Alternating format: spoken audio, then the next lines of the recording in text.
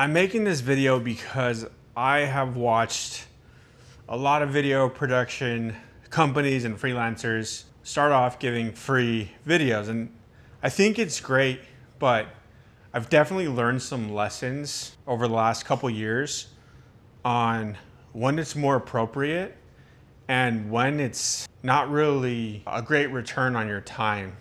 I think there are some things you can do that set you up for success and help you identify good people that value your time and value your work, even if it is free, and will reciprocate in some way, certainly, later.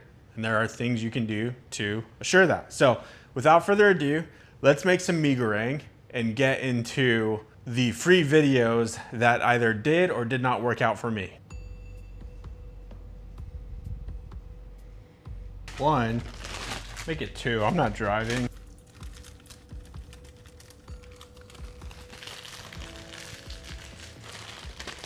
People like ramen too, huh?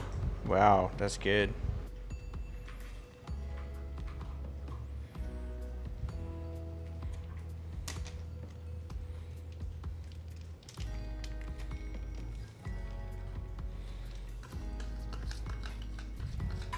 Now what would go great with this is egg, maybe some onion garnish, but we're keeping it cheap, baby. Lord bless this food in my body. Thank you for this day. It's in Jesus' precious and holy name I give thanks. Amen. Brings me back to my days at Santa Cruz. My roommates, we didn't live by Meagorang, but we ate a lot of it. All right, now that I'm done with my ramen, we can move on to the important stuff.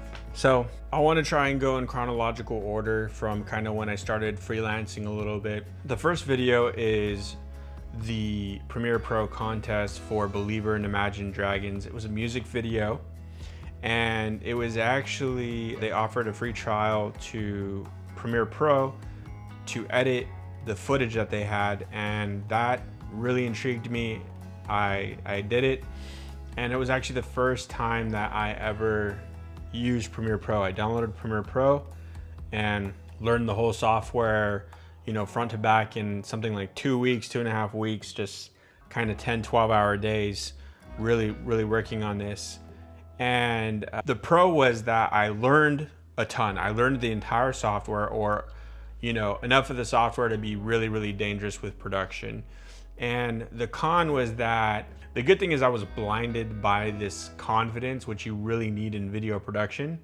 In hindsight, I figured out in the end, like, I was not going to win. There was an incredible amount of talent and experience ahead of me, but it was great. You know, I when the contest was done, I watched like probably 100 videos, and I really felt like I was in the upper echelon.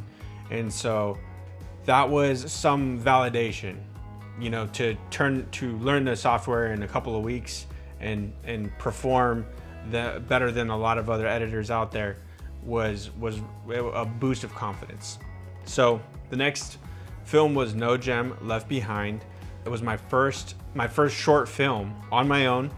I scripted it on my own. I wrote the script and directed the cast and crew, and had a blast with my friends. Katie, my wife, helped, and that was a massive learning experience. I rented an Airbnb. I went costuming, you know, at Goodwill and all that good stuff. In hindsight, I was not going to win. Again, you know, another competition. So I submitted No Gem Left Behind to the Artlist, or I believe it was Artlist, yeah. Artlist has hosted an annual competition for short film using their licensed music, and I did not win. I had my hopes so high, but again, in video production, you need a massive amount of confidence. I had it. It got me through the production and, you know, 14-hour editing days and shoot days and all that fun stuff. But con is I didn't win. I, you know, lost hundreds, maybe thousands of dollars. My friends and family sacrificed their time for me in my dream, and you know, we didn't win. Pro was I learned how to really source my audience and crowd and get a lot of votes. I think we did over a couple hundred votes for that, which was great. And that showed me that people cared about my work. So pro. The next project was Guyana Roots with a local Orlando film festival. And it was my first time at this film festival, Fusion Fest. I did not know what I was gonna get into. As far as I could tell, it was a local contest and a lot of the Full Sail students here in Orlando participated in it. And so I honestly was very, very shy going into it, but I enrolled and was given a subject. I completed that. Again, you know, I didn't win. I had now 2-3 sort of free videos under my belt. In between, I had worked for an ad agency, and so I really increased my experience and edited, you know, probably close to 100 videos by this time, 50 to 100 videos.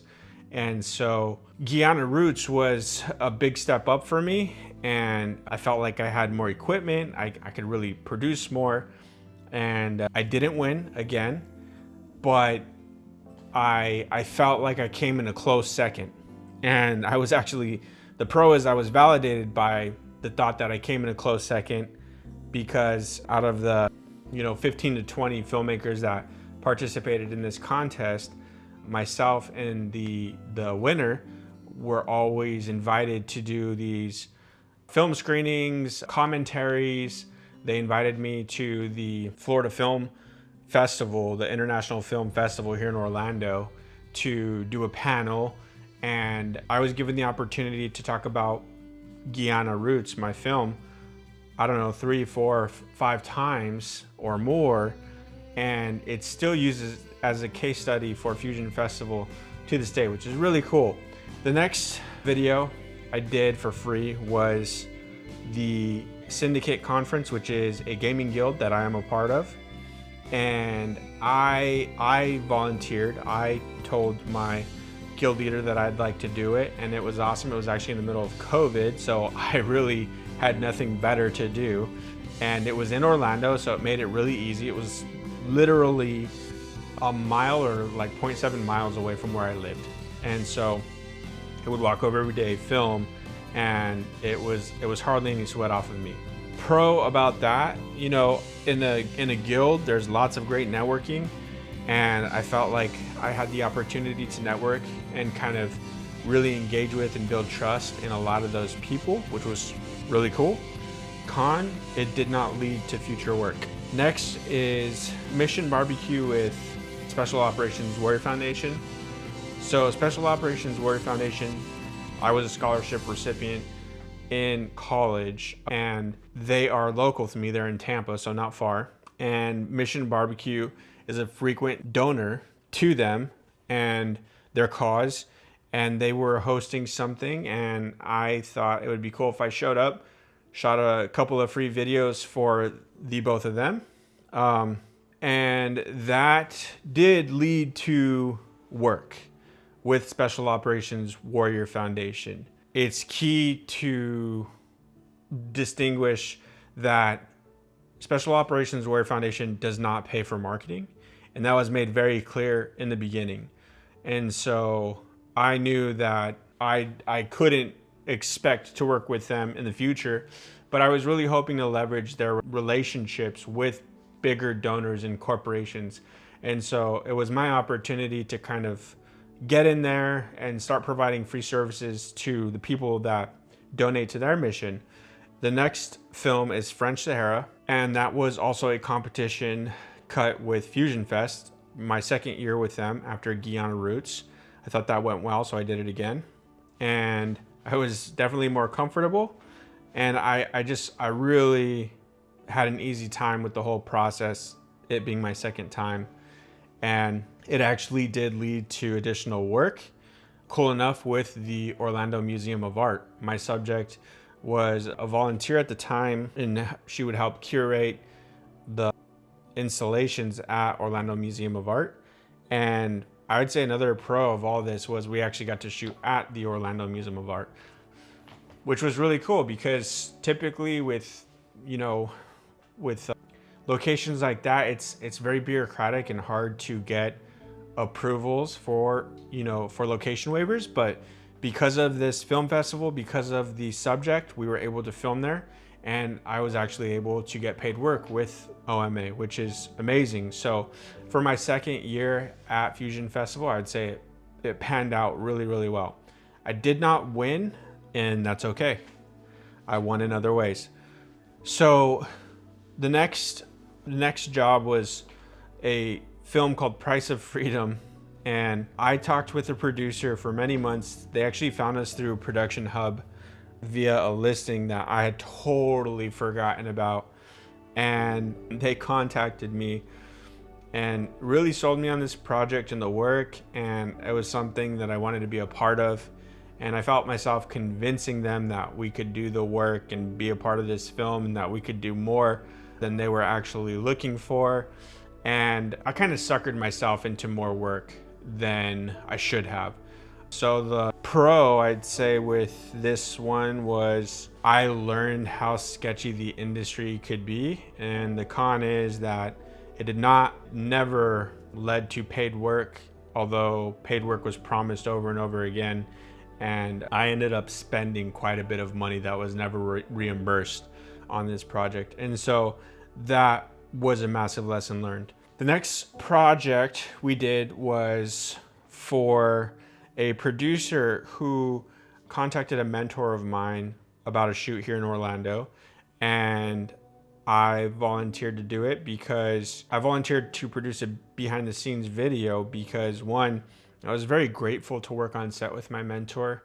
And it was actually the first time I really got hands-on with some industry leading equipment like the Arria Mira and, Canon servo lenses and, beautiful lighting and Dana dollies and all that. So it was a huge opportunity for me to learn. The con is it didn't lead to paid work or solid networking other than my mentor. Okay, the next film is the Tampa Bay Frogman Swim. So I was swimming and decided I wanted to produce sort of behind the scenes or a little bit more story around the Tampa Bay Frogman Swim. The con is the swim got canceled, so we ended up not doing a whole lot. And the pro is that, we donated. It was for a cause, the Navy SEAL Foundation, and it was a donation and hopefully helped them in their awareness and advocacy. The next project was Burning Wind, which was also my road reel. So Burning Wind was, we didn't win. Con did not lead to money or future business. However, this was a production where I learned a massive amount. I really, really bit off, took a huge bite out of this project. I learned how to get or acquire permits from the federal government and state government to film in federal or state locations. I dealt with an incredible hurdle. The state park was flooded and I was managing single-handedly vehicles, costuming, actors, scripting, all that stuff. I had some help from the cast and one of the writers who acted in the film. But, overall, I rented an RV. I had my wife drive up the actors at 4 or 5 in the morning. It was a massive production for myself, for one person. And we somehow managed to film something and produce something despite a lot of the challenges. But to this day, I don't think I've ever encountered more problems in a production and still persevered. So that's a massive pro in my opinion. The next free shoot is with AmCon, who is a conference or meeting organization for sort of builders here in Orlando. There's a lot of manufacturing, steel and metals, molding, fabrications, stuff like that, and a little bit of tech around that. And it was a part of a new technique of mine. I thought Orlando being a massive conference place, I could, I scoured the upcoming conferences coming to Orlando, and I reached out to basically 10 of them over the next several months and asked them if they had video production services. AmCon reached back, said they would love the services and that they would exchange a booth. So the pro is I got a booth. The con is that nobody actually booked business with us. I invested in, some banners and some tablecloths and, really put a nice booth together, invested in the booth. Me and Taylor showed up. We shot this video for them. We, pretty much we interviewed people. We talked to a lot of people about our services and we collected business cards and, it seemed like we had a lot of interest, but in the end, people would stop replying or, they just would stop getting back with us. And so we, in the end, we did not get any business from that or from AmCon in the future. The next free shoot that we did was a Disney photo shoot. Now, first and foremost, I did this for my wife, and that's a pro. Anytime I can help my wife with work and her career or just, helping her cast members at Disney, I'm super happy to help. And so the pro is I was able to work with my wife for a day and we had a ton of fun. And of course, working with a Disney brand and kind of seeing what they expect and how things should go was a learning curve for us. And so we're very grateful for that. Con is we have not had future business. I thought, oh, once we get a shoot or do a shoot for free for Disney, they'll just pay us next time. No, it didn't happen like that. So, there's a lot more to it that we've learned even over the last 2 years since doing that shoot for free. But I don't doubt that we could continue to do photography or videography services for them and that it potentially could lead to paying jobs in the future or even recommendations to work with them as a vendor. Next is the Intel pilot teaser. So to preface this, I consulted the producers for this documentary for I think at least 6 months, almost a year, really leading up to this point. And so we had a really solid relationship and it didn't feel like I was taking a massive risk at this point. So I flew out to DC on my own dime. I shot and edited this pilot teaser on my own dime, but it ultimately allowed us to raise money to do our first and second shoots for this documentary film, which we're finishing. And it's been a several year project, but it did pay off. I think the caveat is I really had a solid relationship with the producers and talked to them for a long time before I donated these services. The next thing is Angels of America's Fallen. I did a generic video to help fundraise for them. Pro is they're a nonprofit organization I care about very much, and I just wanted to help them. There is no con, and I have not expected anything else. There are many things that come out of just being giving and helping people and not expecting anything in return.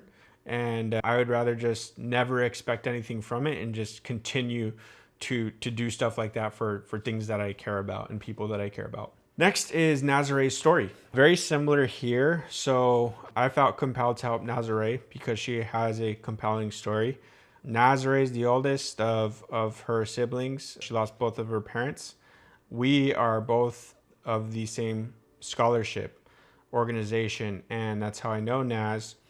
And we were both in Arlington for an event, and she had reached out to me and asked me if I could film her parents' gravesite, and it kind of broke my heart in half, and I said that I wouldn't miss it for the world, and we made that happen. So the next and last is actually a recent video we did for a country club or shooting range. We did some repurposed and edited some sim footage for a friend of mine. They are starting a gun range down in Miami, and pro could lead to future business. It's really too soon to tell.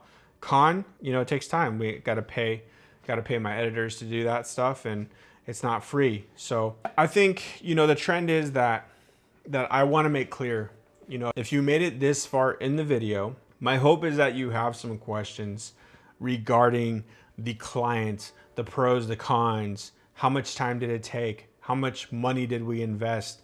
This is really me just kind of looking at what I've done for free over the last 5 to 7 years and, you know, how it has unfolded for us as a business, the trend is that as we've matured in our taste for providing future videos, we have really found our niche, and it's helped us in more ways than one. One, within nonprofits, and especially military related nonprofits or military businesses, when we have donated services, it's been far more easy for us because it requires less resources.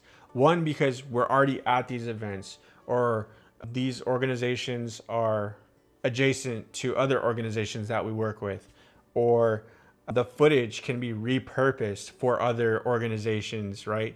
And all these people and nonprofits are super collaborative and giving. And so we've never had issues with helping so-and-so out or helping so-and-so out, because we all really care about each other. So as we've matured in our giving of videos and services, donating free videos, we have niched down. This is so important. Find your niche. And you should, I mean, in the beginning, I'd say you can give 3, 4, 5 videos depending on how much time it takes you. However, I would not encourage you to continue just giving until you start thinking about who your niche is and why it makes more and more sense to help out. When we did the AmCon conference here in Orlando in manufacturing, we knew nobody. You know, there were people there that have been going to that conference for 20 years. They know everybody there.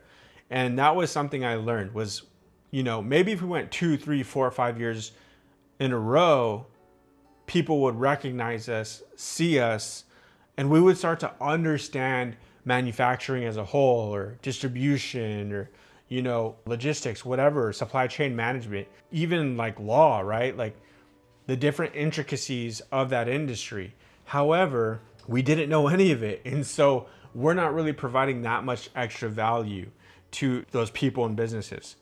However, when you look at who we give to, it's, you know, again, nonprofits, military related, defense related, federal, state, agency related.